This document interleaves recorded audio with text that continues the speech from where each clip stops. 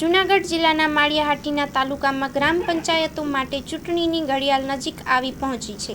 લાંબા સમયથી રાહ જોવાતી આ ચૂંટણી હવે વાસ્તવિકતાની નજીક છે અને સ્થાનિક રાજકારણમાં પણ ગરમાવો જામી રહ્યો છે. જૂનાગઢ જિલ્લાના માળિયાહાટીના તાલુકામાં ગ્રામ પંચાયતો માટે ચૂંટણીની ઘડિયાળ નજીક આવી રહી છે. લાંબા સમયથી રાહ જોવાતી આ ચૂંટણી હવે વાસ્તવિકતાની નજીક છે અને સ્થાનિક રાજકારણમાં ગરમાવો જામી રહ્યો છે.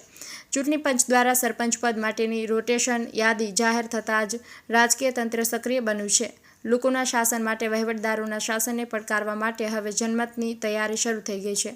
માળિયાહાટીના કુલ 6 ગ્રામ પંચાયત જાંડલી, જૂથળ, બાબરા, ભંડુરી, ચુરડી અને વડિયા તેમજ એક મધ્યસ્થ ખોરસા ગીર આખી ચૂંટણી યોજાવાની છે. હાલ ક્યાંક સરપંચોના પદ ખાલી છે તો ક્યાંક વોર્ડના સભ્યોના સ્થાનો ખાલી પડ્યા છે. શું આ ખાલી સ્થાનો હવે નવી નેતૃત્વ શક્તિઓથી ભરાશે?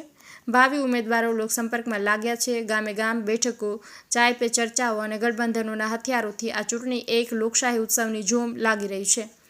ભારતીય જનતા પાર્ટી, કોંગ્રેસ અને આમ આદમી પાર્ટીના કેટલાક પ્રતિષ્ઠિત નેતાઓએ પણ પોતાના મજબૂત ઉમેદવારોને તૈયાર રાખવા ગુપ્ત મંત્રણાઓ અને શરૂ કરી દીધી છે. શા માટે? જીતનો મંત્ર કોના હાથમાં આવશે? અંદરખાને ઉમેદવારોના નામો નક્કી કરવાની પ્રવૃત્તિઓ તેજ બની છે. કેટલાક ગામોમાં યુવાનો, મહિલાઓ અને નવા ચહેરાઓ પણ રાજકારણમાં ભાગ લેવા આતુર દેખાઈ રહ્યા છે.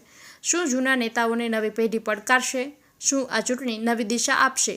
આમ માળિયાહાટીના ગામોમાં રાજકીય ગરમાવો પોતાનો તાપ પેદા કરી રહ્યો છે. હવે જોવાનું એ રહેશે કે લોકો કોના હાથમાં આપીશું ગામના ભવિષ્યની કમાન, તેવી ચર્ચાએ જોર પકડ્યું છે. અહેવાલ બાય મા ન્યૂઝ પ્રતિનિધિ પ્રતાપ સિસોદિયા, માળિયાહાટીના.